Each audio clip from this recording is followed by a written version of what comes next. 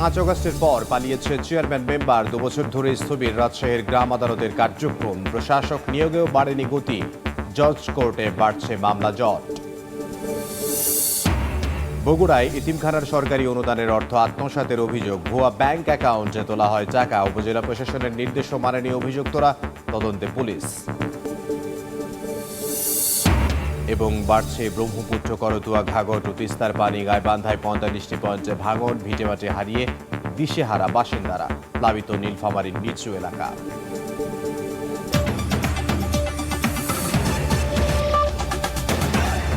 বাংলার সময়ের সঙ্গে আছে আমি ইমদাদুল হক।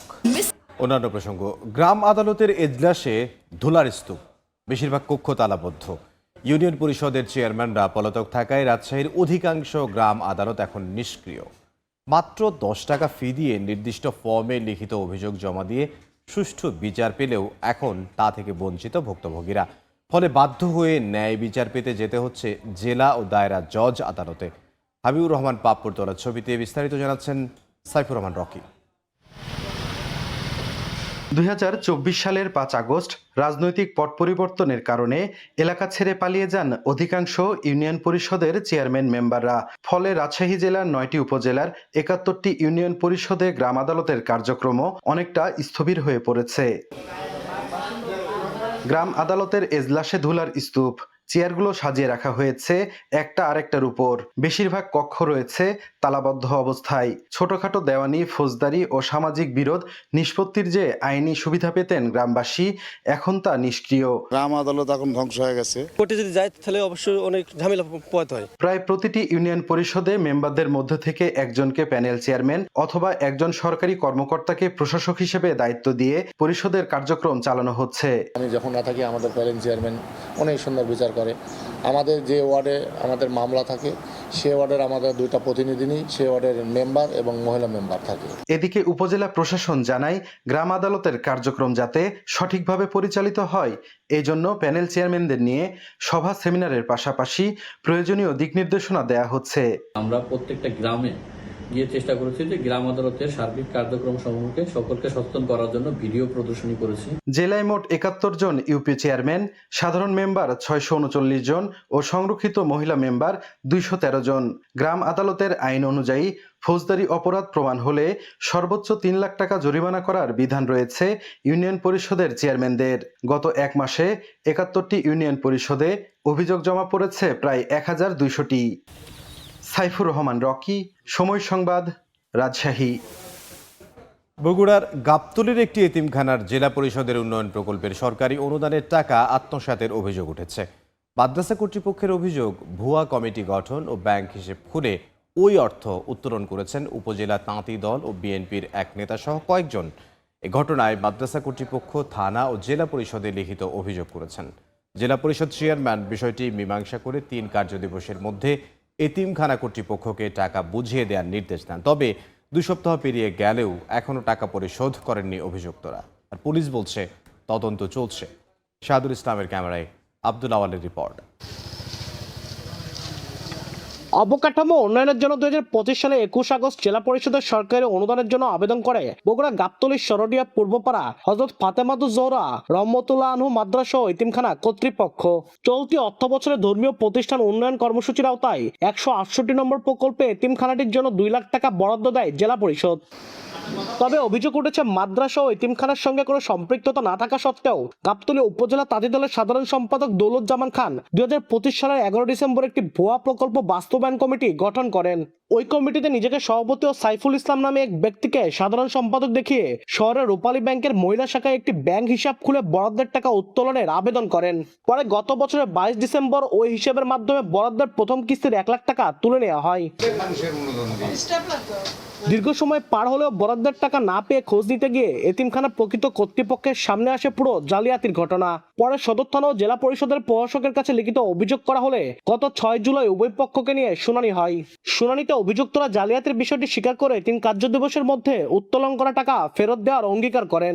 ইতিমদের টাকা মারে খাবে এভাবে প্রতারণা করে, এটা আমরা আশা করি না, এটা একটা জালিয়াতি। আমাদের প্রতিষ্ঠানের নামে ব্যাংক অ্যাকাউন্ট খুলছে, খুলে তারা আমাদের প্রকল্পের প্রথম কিস্তির টাকা উত্তোলন করছে এবং দ্বিতীয় কিস্তির আবেদন করছে। এদিকে জালিয়াতির বিষয়টি স্বীকার করে উপজেলা তাই দলের সাধারণ সম্পাদকের দায় দেন আরেক বিএনপি নেতা শাহাদত খান সাগরের বিরুদ্ধে। এটা অ্যাডহক কমিটি করে এই টাকা উত্তোলন করে কাজ করা হয়েছে।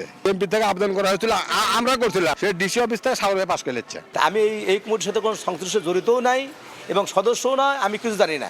জেলা পরিষদের প্রশাসক দাবি করেন উভয় পক্ষকে ডেকে বিষয়টি সমাধান করা হয়েছে, আর পুলিশ বলছে তদন্ত চলছে। সামান্য কিছু মনে হয়েছে যে একটু সমস্যা রয়েছে, উভয় পক্ষের সম্মতিতে সেটা আমরা মীমাংসা করে দিয়েছি। বর্তমানে বিষয়টা তদন্তে আমরা চলমান আছে, পরবর্তীতে তদন্ত শেষে আমরা বিস্তারিত বলতে পারবো। এতিম শিশু আর দরিদ্র মেয়েদের ধর্মীয় নৈতিক শিক্ষার আলো ছড়িয়ে দিতে 2007 সালে গাবতলী উপজেলার সরটিয়া পূর্বপাড়ায় প্রতিষ্ঠিত হয় হযরত ফাতেমাতুজ জোহরা রহমতুল্লাহ আনহু মাদ্রাসা ও এতিমখানা। আব্দুল আউয়াল, সময় সংবাদ, বগুড়া। গাইবান্ধার ব্রহ্মপুত্র, করতোয়া ও ঘাঘট নদীর পানি বাড়ছে। এখনও বিপদসীমার নিচ দিয়ে প্রবাহিত হলেও 45টি পয়েন্টে শুরু হয়েছে ভাঙন। তিস্তার পানি বেড়ে প্লাবিত হয়েছে নীলফামারীর নিচু এলাকা। টাঙ্গাইলের ভুঁয়াপুরে যমুনার ভাঙনে ভিটেমাটি হারিয়ে অনিশ্চয়তায় বহু মানুষের জীবন। তরতর করে বাড়ছে গাইবান্ধার ব্রহ্মপুত্র, ঘাঘট ও করতোয়ার পানি। এখনও বিপদসীমা অতিক্রম না করলেও স্রোতের তোড়ে 45টি পয়েন্টে দেখা দিয়েছে তীব্র ভাঙন। বিলীন হচ্ছে শত শত বিঘা আবাদি জমি ও বসতবাড়ি। নদীগর্ভে ভিটামাটি হারিয়ে অনিশ্চয়তায় অনেকের জীবন। ভবিষ্যৎ নিয়ে বাড়ছে দুশ্চিন্তা। সরকারি সহায়তার আশায় রয়েছেন ক্ষতিগ্রস্তরা। ভাঙনের মধ্যে নতুন করে বসতি গড়ে টিকে থাকার চেষ্টায় কেউ কেউ। জায়গা জমি সব যাচ্ছে, বাড়ি ঘর দুয়ার গেছে, গাছপালা যা আছে নদী নালা সব নদীতে গেছে। জমি গেল, এখন আমরা কি দিয়ে চলবো? এখন কালকে খাওয়ান খারাপ নাই কারো। পানি বাড়তে থাকায় গাইবান্ধার চর ও নদী তীরবর্তী নিচু এলাকার ফসল ডুবে ক্ষতির মুখে কৃষক। জমির ভিতরে পাট ছিল, পাটও আমরা ধরতে পারি নাই, আর বড় বড় গাছ এগুলো আমরা ধরতে পারি নাই। তিস্তার পানি বেড়ে নীলফামারীর ডিমলার 6টি ইউনিয়নের নিম্নাঞ্চল প্লাবিত। পানিবন্দী 2 থেকে 3 হাজার মানুষ। খুলে রাখা হয়েছে তিস্তা ব্যারেজের 44টি জলকপাট। এমন পর্যায়ে নদী এখন চলে আসছে যে আমার বাস্তব ভিটা এবং বাড়ি থাকার মতো উপযোগী নয়। ওই 100-200 চাল দেয়, কত তোমার অনুদান দিয়ে দিছি। এই ব্যবস্থা কই থিয়ে আর কোনোদিন বস্তা আমাকে দেয় না। নেত্রকোনার কলমাকান্দার খারনই এলাকায় পাহাড়ি ঢলে কৃষিজমি, সড়ক ও একটি স্কুলের একাংশ ক্ষতিগ্রস্ত হয়েছে। লালমনিরহাটে তিস্তার পানি বিপদসীমার কাছাকাছি থাকলেও বন্যার শঙ্কা দেখছে না পানি উন্নয়ন বোর্ড। আগামী 2 থেকে 3 দিন পানি বিপদসীমার নিচ দিয়ে প্রবাহিত হবে। এর ফলে সামনে কোনো স্বল্পমেয়াদী বন্যা হওয়ার আশঙ্কা নেই। আমরা পানি উন্নয়ন বোর্ড সার্বক্ষণিক মনিটরিংয়ে রাখছি। টাঙ্গাইলের ভুঁয়াপুরে যমুনার বাঁধ ভেঙে নদীতে বিলীন হচ্ছে বসতঘর, মসজিদ সহ বিভিন্ন স্থাপনা। ঝুঁকিতে থাকা ভুঁয়াপুর তারাকান্দি আঞ্চলিক সড়কে বন্ধ রয়েছে যান চলাচল। জিওব্যাগ ফেলে ভাঙন ঠেকানোর চেষ্টা করছে পানি উন্নয়ন বোর্ড। খাদিজা স্বপ্না, সময় সংবাদ। সুনামগঞ্জে বন্যায় ক্ষতিগ্রস্ত 5 শতাধিক মানুষকে খাদ্য সহায়তা ও চিকিৎসা সেবা দিয়েছেন বিজিবি মহাপরিচালক মেজর জেনারেল মোহাম্মদ আশরাফ জামান সিদ্দিকী। সকালে সদর উপজেলার বন্যা দুর্গত লালপুর গুচ্ছ গ্রাম পরিদর্শন করেন তিনি। পরে সেখানে অতিবৃষ্টি ও পাহাড়ি ঢলে ক্ষতিগ্রস্তদের মাঝে খাদ্য ও ত্রাণ সামগ্রী বিতরণ করেন। পাশাপাশি নাগরিক সুবিধা থেকে বঞ্চিত মানুষকে বিনামূল্যে চিকিৎসা সেবা ও প্রয়োজনীয় ওষুধপত্র দেন। এ সময় বিজিবি মহাপরিচালক বলেন, সীমান্তের নিরাপত্তা নিশ্চিত করার পাশাপাশি যে কোনো প্রাকৃতিক দুর্যোগ এবং দুর্যোগ পরবর্তী সংকটে অসহায় মানুষের পাশে দাঁড়ানো বিজিবির অন্যতম দায়িত্ব। চট্টগ্রামে বন্যায় ক্ষতিগ্রস্ত দরিদ্র পরিবারের মাঝে ঢেউটিন বিতরণ করা হয়েছে। বিকেলে নগরীর পূর্ব বাকুলিয়ার চেয়ারম্যান ঘাট এলাকায় হাজী মোহাম্মদ ইউসুফ ফাউন্ডেশনের উদ্যোগে ঢেউটিন বিতরণ করেন city mayor doctor Shahadat Hossain. 400 পরিবারের মাঝে বিতরণ করা হয় সহায়তা। মেয়র বলেন, সিটি কর্পোরেশনের প্রতিটি ওয়ার্ডের ক্ষতিগ্রস্তদের তালিকা তৈরি করা হবে, পর্যায়ক্রমে পৌঁছে দেয়া হবে সহায়তা। বন্যা, ভূমিধস সহ দুর্যোগে ক্ষতিগ্রস্তদের সহায়তায় $1 লাখ অনুদান দিয়েছে চীন। সকালে রাজধানীর মগবাজারের রেড ক্রিসেন্ট সোসাইটির অনুষ্ঠানে অনুদান হস্তান্তর করেন দেশটির রাষ্ট্রদূত ইয়া ওয়েন। পরে তিনি বলেন, যখনই বাংলাদেশের জনগণ বিপদে পড়েছে তখনই পাশে দাঁড়িয়েছে চীন। সাম্প্রতিক বন্যা ও ভূমিধসে ক্ষতিগ্রস্ত মানুষের সহায়তায় মানবিক সহযোগিতা অব্যাহত থাকবে।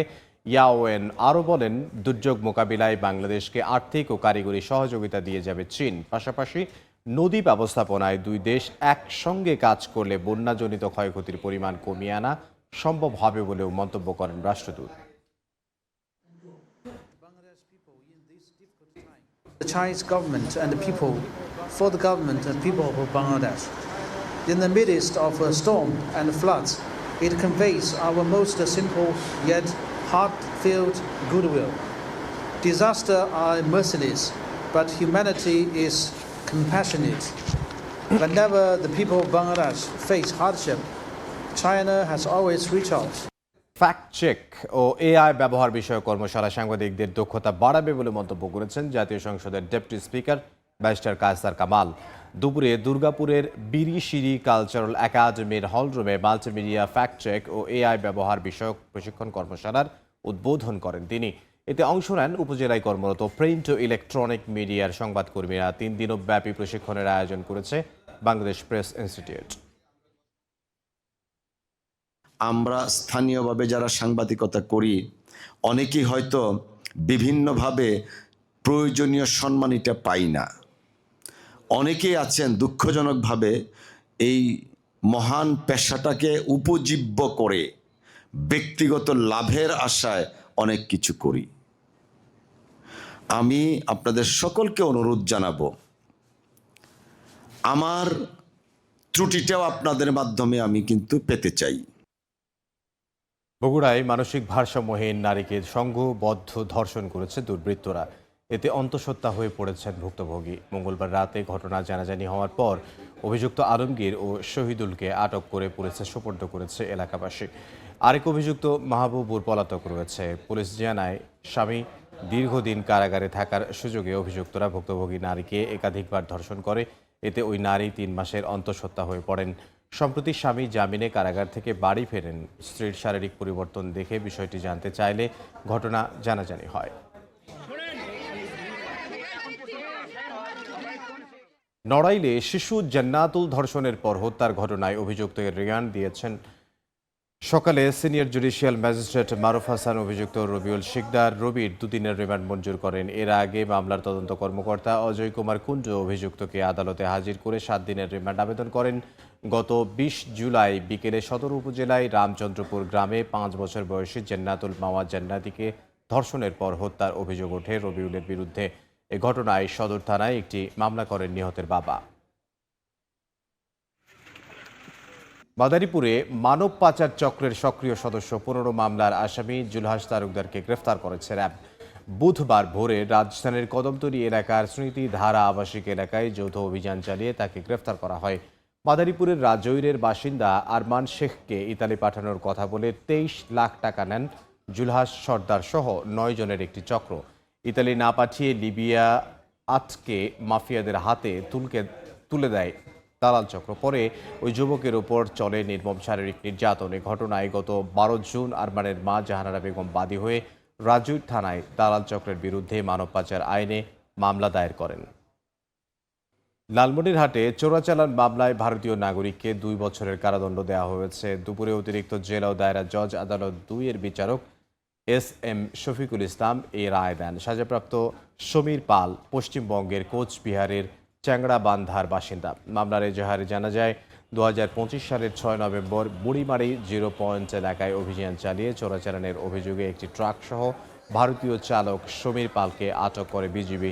এ ঘটনায় পাটগ্রাম থানায় মামলা হয়। সাজা শেষে আসামিকে নিজ দেশে ফেরত পাঠাতে স্বরাষ্ট্র মন্ত্রণালয়কে প্রয়োজনীয় ব্যবস্থা নেওয়ার নির্দেশ দিয়েছেন আদালত।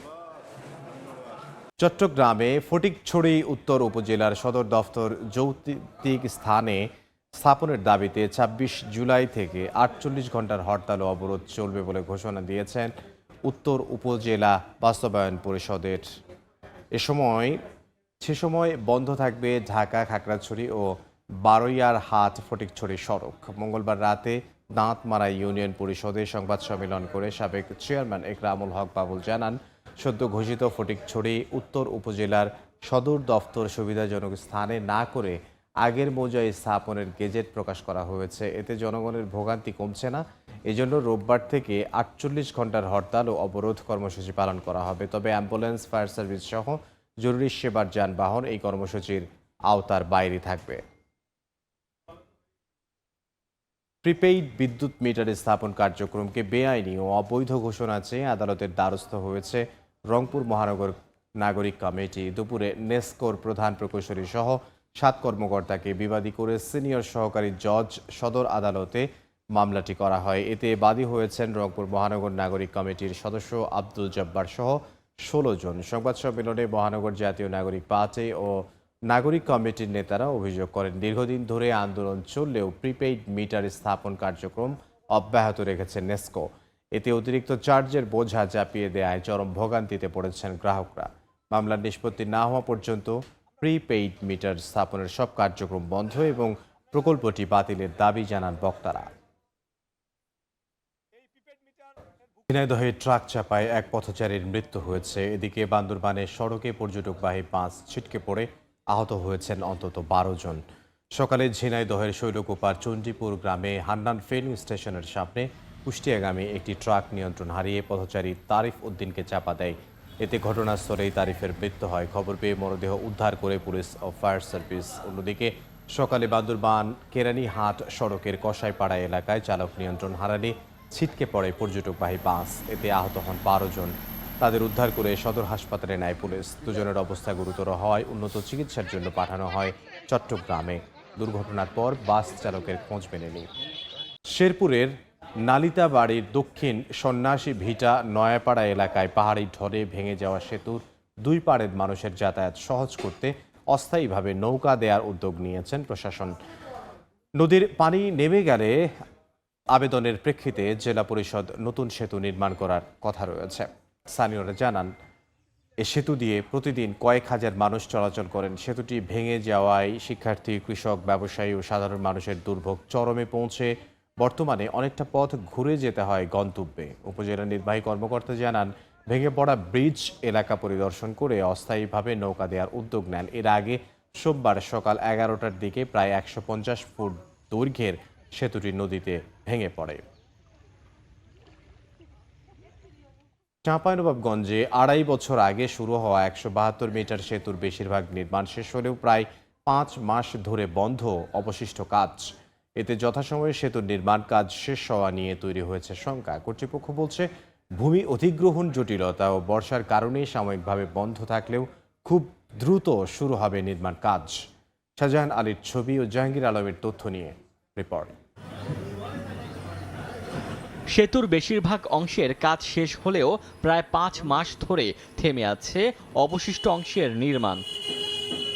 চাঁপাইনবাবগঞ্জের শিবগঞ্জ উপজেলার 3টি ইউনিয়নের মধ্যে সড়ক যোগাযোগ ব্যবস্থার উন্নয়ন ও জনদুর্ভোগ কমাতে 2023 সালের নভেম্বরে পাগলা নদীর উপর 172 মিটার দৈর্ঘ্যের একটি সেতু নির্মাণের উদ্যোগ নেওয়া হয়। প্রায় 30 কোটি টাকা ব্যয়ের সেতুটির ইতোমধ্যেই শেষ হয়েছে প্রায় 65% কাজ। তবে স্থানীয়দের অভিযোগ, গত কয়েক মাস আগে বন্ধ হয়ে যায় অবশিষ্ট অংশের নির্মাণ কাজ। আশার আলো দেখেছিলাম যে আমাদের ভোগান্তির দিনগুলো হয়তো শেষ হবে। এই ব্রিজটা হলে আমরা খুব ঝুঁকির ভিতরে আছি। স্থানীয় প্রশাসন ও এলজিডির দাবি, ভূমি অধিগ্রহণ জটিলতা ও বর্ষার কারণে সাময়িকভাবে বন্ধ নির্মাণ কাজ। আমরা জমি অধিগ্রহণ প্রক্রিয়াটা যদি সম্পন্ন করতে পারি, তাহলে ইনশাআল্লাহ আশা করছি দ্রুত সময়ের মধ্যে আমরা অ্যাপ্রোচের কাজটাও সম্পন্ন করতে পারবো। চলতি বছরের নভেম্বরে সেতুটির নির্মাণ কাজ শেষ হওয়ার কথা রয়েছে। সময় সংবাদ, চাঁপাইনবাবগঞ্জ। দেখছেন বাংলার সময়। সামান্য বৃষ্টিতেই সিরাজগঞ্জ পৌরসভার ডোবাপাড়া, ধানবান্দি, চর রায়পুর সহ বেশ কয়েকটি এলাকায় বছরের 6 মাসই জমে থাকে নোংরা আর ময়লা পানি। সঠিকভাবে ড্রেনেজ ব্যবস্থা গড়ে না ওঠায় বাসাবাড়ি সহ পুরো এলাকায় জলাবদ্ধতা দেখা দেয়। এতে চরম দুর্ভোগে পড়েন বাসিন্দারা। তবে সমস্যার সমাধানের আশ্বাস পৌর কর্তৃপক্ষের। রেঙ্কু কুণ্ডুর রিপোর্ট, ছবি তুলেছেন অমৃত সেন। এলাকা জুড়ে পানি, রাস্তাঘাট, বাসাবাড়ি সবকিছু তলিয়ে উঁচু স্থানে চুলা বসিয়ে রান্না করছেন বাসিন্দারা। দেখলে মনে হবে যেন কোনো নদী তীরবর্তী বন্যা কবলিত এলাকার দৃশ্য। সিরাজগঞ্জ পৌর এলাকার 10 নম্বর ওয়ার্ডের ডোবাপাড়া এলাকার চিত্র এটি। একই অবস্থা 9 নম্বর ওয়ার্ডেরও। নিচু রাস্তা সঠিকভাবে ড্রেনেজ ব্যবস্থা গড়ে না ওঠায় সামান্য বৃষ্টিতে দেখা দেয় জলাবদ্ধতা। ময়লা আর দুর্গন্ধযুক্ত পানির মধ্য দিয়ে চলাচল করতে হচ্ছে এলাকাবাসীকে। আমরা এই পানি নড়াচড়া করতে পারি না, বাচ্চা কাচ্চা স্কুলে যেতে পারে না। পানি খাওয়া দাওয়া ঘরের মধ্যে অসুবিধা, সাপ পোকামাকড় আসে। একদিন যদি বৃষ্টি হয় আমরা মোটামুটি মাসখানিক ধরে এখানে মনে করেন এইভাবেই আমরা মনে করেন যে আটকে আছি। তবে পৌরসভার যেসব এলাকায় জলাবদ্ধতা দেখা দেয় তা স্থায়ীভাবে সমাধানের আশ্বাস পৌর কর্তৃপক্ষের।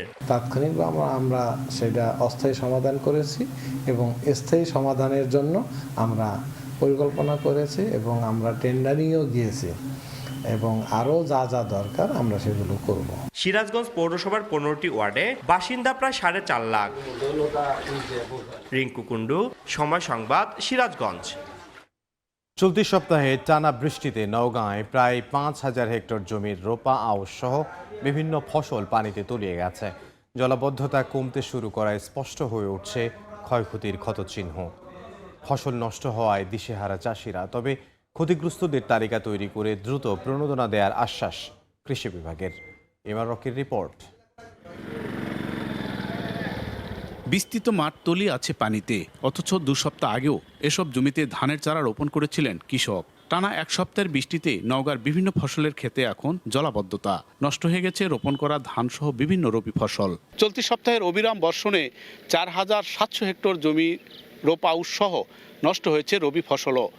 তবে এসব এলাকার পানি নেমে যাওয়ায় নতুন করে স্বপ্ন বুনছেন চাষিরা। বৃষ্টিতে প্রায় 4,700 হেক্টর জমির ধান ও অন্যান্য ফসল নষ্ট হয়েছে। তবে যেসব এলাকায় পানি নেমে যাচ্ছে সেখানে আবারও আবাদ শুরু করার কথা জানান কৃষক। পানি নামে গেছে, আবার আমরা নতুন করে প্রস্তুতি নিচ্ছি। সরকার যদি কিছু সহায়তা করে তাহলে সুবিধা হতো। তবে ক্ষতিগ্রস্তদের তালিকা তৈরি করে দ্রুত প্রণোদনা দেওয়ার আশ্বাস কৃষি বিভাগের। বেশ কিছু আমার তালিকা করা হয়েছে এবং আমাদের যে সামনে যে প্রণোদনা আছে, যে কিছু বীজের সহায়তা আছে আমাদের, সেই বীজের সহায়তার মধ্যে আমরা অনেকে ইতিমধ্যে আমরা ইনক্লুড করে ফেলেছি। নওগাঁয় 1,96,000 হেক্টর জমিতে রোপা আমন ও 31,000 হেক্টর জমিতে অন্যান্য ফসল চাষাবাদের নতুন লক্ষ্যমাত্রা নির্ধারণ করেছে কৃষি বিভাগ। এমআর রকি, সময় সংবাদ, নওগাঁ। মজুরি কমিশন ঘোষণায় এবং চিনি শিল্পকে সরকারের নিয়ন্ত্রণে রেখে চিনি কলগুলোর আধুনিকীকরণ সহ নানা দাবিতে ফরিদপুরে বিক্ষোভ মিছিল হয়েছে। দুপুরে মধুখালীতে ফরিদপুর চিনি কলের সামনে সমাবেশ করেন শ্রমিক কর্মচারীরা। পরে বের করা হয় বিক্ষোভ মিছিল। সড়ক প্রদক্ষিণ শেষে আবারও প্রধান ফটকের সামনে গিয়ে শেষ হয় মিছিলটি। বক্তারা মৌসুমী জনবল থেকে স্থায়ীকরণের মাধ্যমে সমন্বয়, সরকার ঘোষিত 15% প্রণোদনা ও পে কমিশনের ন্যায় মজুরি কমিশন ঘোষণার দাবি জানান। এরই সঙ্গে চিনিকলগুলোর আধুনিকীকরণেরও দাবি জানানো হয়। দাবি আদায় না হওয়া পর্যন্ত আন্দোলন চালিয়ে যাওয়ার হুঁশিয়ারি দেন বক্তারা। ঘোরে না কলের চাকা, উৎপাদন হয় না চিনির একটি দানাও। তারপরও সরকারের খরচ প্রায় 13.5 কোটি টাকা। আখ মাড়াই স্থগিত ঘোষণার পর কেটে গেছে 5.5 বছরেরও বেশি সময়। এই সময়কালে কর্মকর্তা কর্মচারীদের বেতন সহ বিভিন্ন খাতে থেমে নেই খরচের খাতা। রংপুর চিনিকল নিয়ে হেদায়েতুল ইসলাম বাবুর 3 পর্বের ধারাবাহিক প্রতিবেদন। আজ থাকছে 2য় পর্ব। ক্যামেরায় ছিলেন সোহেল রানা।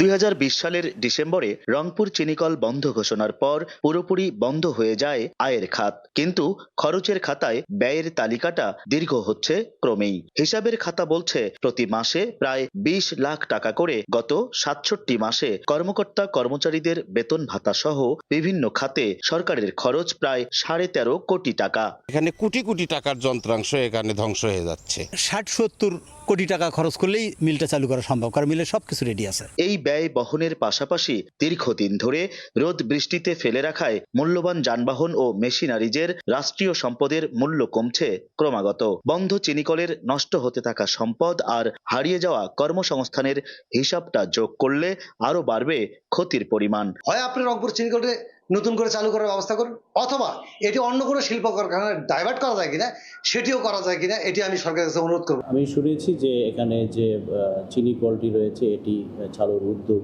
গ্রহণ করা হচ্ছে। চিনিকল বন্ধ থাকায় কাজ হারিয়েছে হাজারো শ্রমিক কর্মচারী।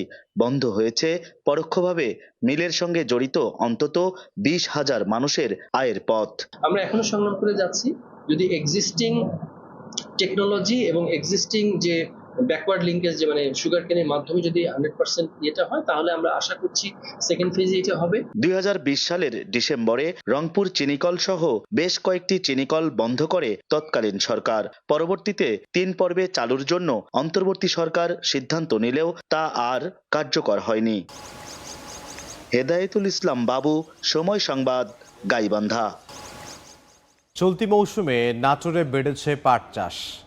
খাল বিলে পাট জাগ দেওয়ার সময় ব্যস্ত সময় পার করছেন কৃষকরা।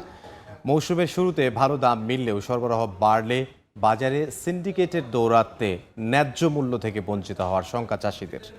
আলমামুনের পাঠানো তথ্য, রোকনুজ্জামানের ছবিতে রিপোর্ট।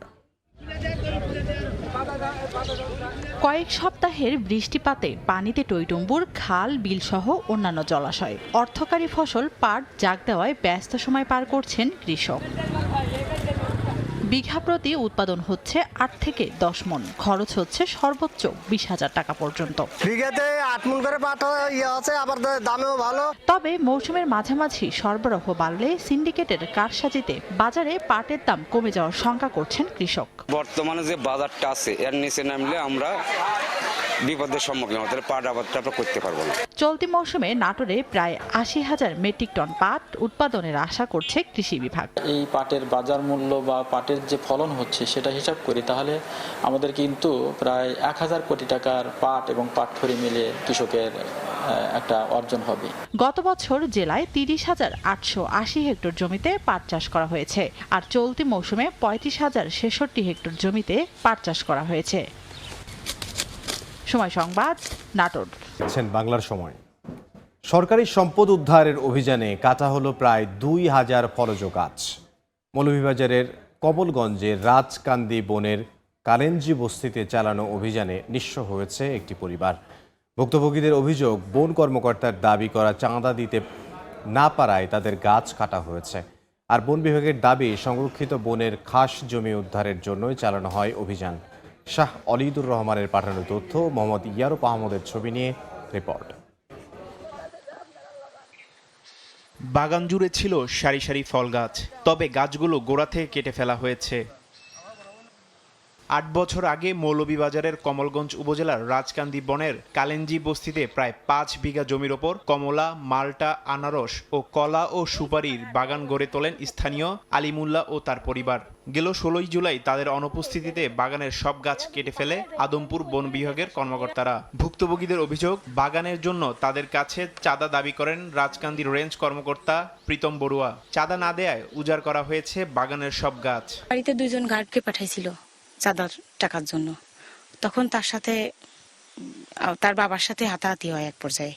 আমার শ্বশুর যে সে মেডিকেলে 3 দিন ভর্তি হয়েছিল, বন্দুকের পিছন দিয়ে বাড়ি মারিয়ে দিয়েছে আমার শ্বশুরে। চাঁদার জন্য আমার হাজবেন্ড গালি দিছে রেঞ্জ অফিসার প্রীতম বড়ুয়ারে। এই কারণে এবার স্যার আমার গাছে অতিরিক্ত ফল আসছিল, যে ফল বিক্রি করলে না হইলেও আমি অর্ধেক কোটি টাকা বিক্রি করতে পারতাম। আমার সব সার নিঃস্ব করে দিছে ওরা। আমার রাস্তার মুখে রয়ে গেছে, আমরাও রাস্তা ধরিয়া মরার। তবে বন বিভাগ বলছে বাগানটি সংরক্ষিত বন এলাকায় অন্তর্ভুক্ত থাকায় ম্যাজিস্ট্রেটের উপস্থিতিতে চালানো হয় অভিযান। উদ্ধার করা হয় সরকারি সম্পদ, তবে গাছ কাটার বিষয় নিয়ে কর্তৃপক্ষ নীরব। এ বিষয়ে ক্যামেরার সামনে কথা বলতে রাজি হননি উপজেলা প্রশাসনের কেউ। বন বিভাগের যেটা নীতি সেটা হচ্ছে এই ক্ষেত্রে যে কোনো জবরদখলকারীর বিরুদ্ধে আমাদের জিরো টলারেন্স নীতি। আমরা সকল জবরদখলকারীদের বিরুদ্ধে আমাদের অভিযান চলমান আছে, এটা অভিযানের চলমানের একটা অংশ। বন বিভাগের তথ্য মতে রাজকান্দি সংরক্ষিত বন বিভাগের আদমপুর বিটের 13,000 একর জমিতে 85টি বাঙালি ও খাসিয়া পরিবার দীর্ঘদিন ধরে বসবাস করছে। সময় সংবাদ, মৌলভীবাজার। বঙ্গোপসাগরে সার্বক্ষণিক নজরদারিতে মহাকাশে মেরিটাইম স্যাটেলাইট পাঠানোর উদ্যোগ নিচ্ছে সরকার। বাংলাদেশ স্যাটেলাইট কোম্পানি বলছে, সমুদ্র পথে চোরাচালান, মানব পাচার রোধ ও জলসীমায় অবৈধ মাছ আহরণ বন্ধে ভূমিকা রাখবে এই স্যাটেলাইট। শিগগিরই AIS 2.0 প্রকল্পের সম্ভাব্যতা যাচাইয়ের কাজ শুরু হবে। সব প্রক্রিয়া শেষে 2028 সালের মাঝামাঝিতে মেরিটাইম স্যাটেলাইট মহাকাশে উৎক্ষেপণের আশা করছে সরকার। শুভ খানের রিপোর্ট। একাত্তরে রক্ত দিয়ে পাওয়া ৫৬,০০০ বর্গমাইলের বাংলাদেশ আন্তর্জাতিক আদালতে লড়াই করেই আদায় করে বঙ্গোপসাগরের বিশাল এলাকার মালিকানা। ২০১৪ ও ২০১২ সাল আন্তর্জাতিক সালিসি আদালতের রায়ে প্রতিবেশী ভারত ও মিয়ানমারের সঙ্গে বিরোধ নিষ্পত্তির পর সাগরের বুকে ১,১৮,৮১৩ বর্গ কিলোমিটার এলাকা পায় বাংলাদেশ। তখন থেকেই সুনীল অর্থনীতির অপার সম্ভাবনাকে কাজে লাগানোর জোরালো দাবি ওঠে বিশেষজ্ঞ মহলে। কিন্তু মানচিত্রের অধিকার পেলেও সাগরের এই বিশাল এলাকায় এখনও নেই পর্যাপ্ত নজরদারি। কোস্টগার্ডের চোখ ফাঁকি দিয়ে এই জলসীমা দিয়ে চলছে মানব পাচার, চোরাচালান সহ নানা অপরাধ। সাগরের ৪০ মিটারের কম গভীরতায় বাণিজ্যিক ট্রলারের মাছ ধরায় সরকারি নিষেধাজ্ঞা থাকলেও তা কতটা মানা হচ্ছে তা দেখার জন্য কেউ নেই। এমন বাস্তবতায় নিজস্ব জলসীমা নিরাপত্তা নিশ্চিতে মহাকাশে মেরিটাইম স্যাটেলাইট পাঠানোর উদ্যোগ নিচ্ছে সরকার। বঙ্গোপসাগর ইজ ভাস্টলি আনমনিটর্ড। আপনার যদি কোনো মনিটরিং সিস্টেম না থাকে তাহলে তো কেউ এখান থেকে মাছ ধরে নিয়ে আসবে। বঙ্গোপসাগরে যে আমাদের রিসোর্স আছে, এই রিসোর্সটাকেও প্রপারলি ইউটিলাইজ করার জন্য, এই রিসোর্সটাকে সাস্টেনেবল করার জন্য we need this kind of solutions, এই যে স্যাটেলাইট বেসড সলিউশন। বিএসসিএল বলছে অক্টোবরের মধ্যে AIS 2.0 প্রকল্পের সম্ভাব্যতা যাচাই শেষ হবে, যেখানে স্যাটেলাইটের বাণিজ্যিক সম্ভাবনা ও আর্থসামাজিক প্রভাব বিশ্লেষণ করা হবে। চূড়ান্ত অনুমোদন পেলে স্যাটেলাইট নির্মাণে ভেন্ডর বা নির্মাতা প্রতিষ্ঠান নিয়োগ দেওয়া হবে। এই প্রকল্প বাস্তবায়নে কত টাকা খরচ হবে তা নির্ভর করবে স্যাটেলাইটের আয়ু ও কার্যকারিতার উপর। এই বছরের মধ্যে যদি একটা ডিসিশন নেওয়া যায় তাহলে মিনিমাম 18 মান্থস, জানুয়ারি ২০২৭ থেকে ধরেন, if everything goes well and goes very fast, তাহলে মিড ২০২৮। এর আগে ২০১৮ সালের ১১ মে দেশের প্রথম স্যাটেলাইট BS-1 মহাকাশে উৎক্ষেপণ করা হয়। শুভ খান, সময় সংবাদ, ঢাকা। এই ছিল বাংলার সময়। এরপর দেখবেন সন্ধ্যার সময়, সঙ্গে থাকবেন সহকর্মী সাইফুল রুদ্র। ইমদাদ, আপনাকে ধন্যবাদ। সন্ধ্যার সময় নিয়ে আসছে কিছুক্ষণ পর, সঙ্গে থাকুন সময়।